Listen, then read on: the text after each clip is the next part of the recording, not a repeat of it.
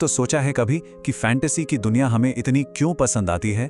आज ना हम लोग एक बच्चों की कहानी स्नोफ्लेक क्वेस्ट की परतों को खोलेंगे और समझेंगे कि वो कौन से जादुई तत्व हैं जो किसी भी एडवेंचर को हमेशा के लिए यादगार बना देते हैं।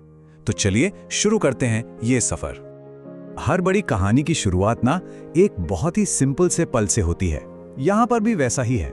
साल की पहली बर्फबारी हो रही है, एकदम जादुई सा माहौल है और उसी बीच एला और लियो को अपने आंगन में एक अजीब सा चमकता हुआ स्नोफ्लेक मिलता है। बस यही वो पल है जो उनकी साधारण सी जिंदगी को हमेशा के लिए बदलने वाला है। और बस यहीं से कहानी का असली सवाल शुरू होता है। क्या हो अगर पहली बर्फबारी सिर्फ मौसम ना हो, बल्कि एक एडवेंचर का बुलावा हो? प्रकृति की ये छोटी छोटी चीजें, क्या ये किसी बहुत बड़े सफर का इशारा हो सकती हैं? यही तो है कॉल टू एडवेंचर, किसी भी महान कहानी की वो पहली चिंगारी जो हीरो को उसकी यात्रा पर भेजती है। तो चलिए देखते हैं कि ये एक छोटा सा चमकता हुआ स्नोफ्लेक कैसे कहानी के अलग अलग नायकों को एक बड़ी सी खोज की तरफ खींच लेता है।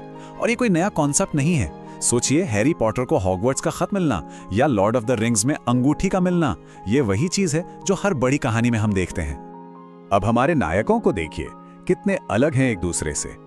एक तरफ है 16 साल की एला जो सपनों और जादुई कहानियों की दुनिया में रहती है, और दूसरी तरफ है उसका छोटा भाई लियो जो हर चीज में विज्ञान और तर्क ढूंढता है।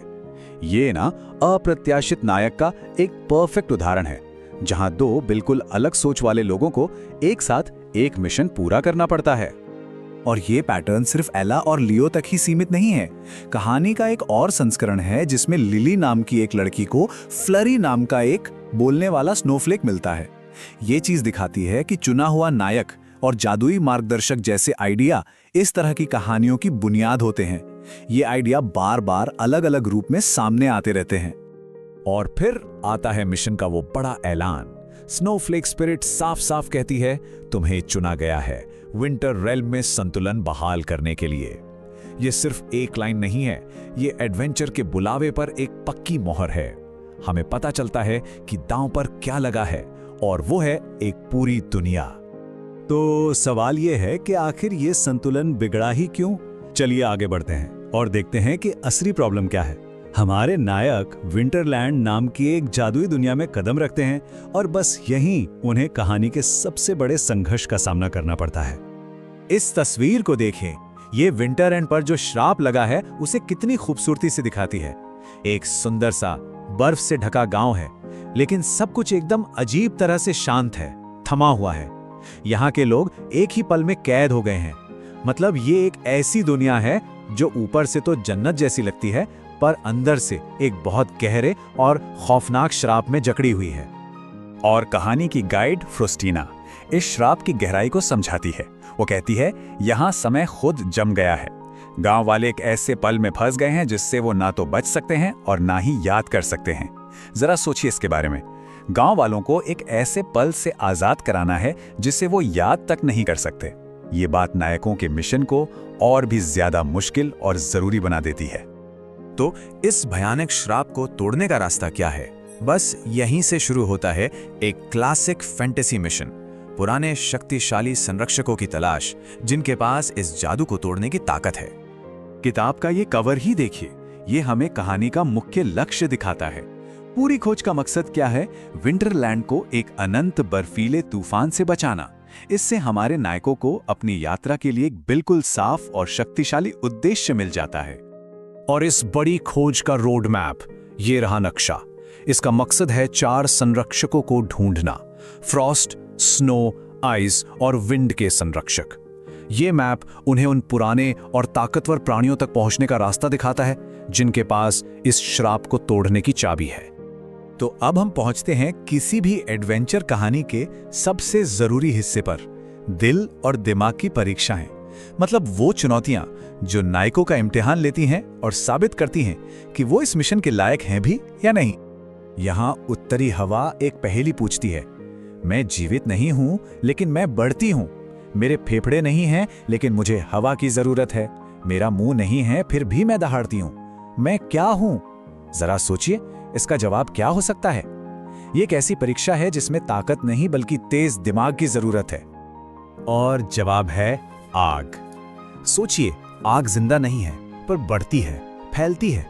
उसे जलने के लिए हवा चाहिए, और जब वो बहुत बड़ी हो जाती है तो उसकी आवाज दहाड़ने जैसी लगती है। इससे साफ पता चलता है कि नायक की पहली परीक्षा ज्ञान की है और लीक से हटकर सोचने की है।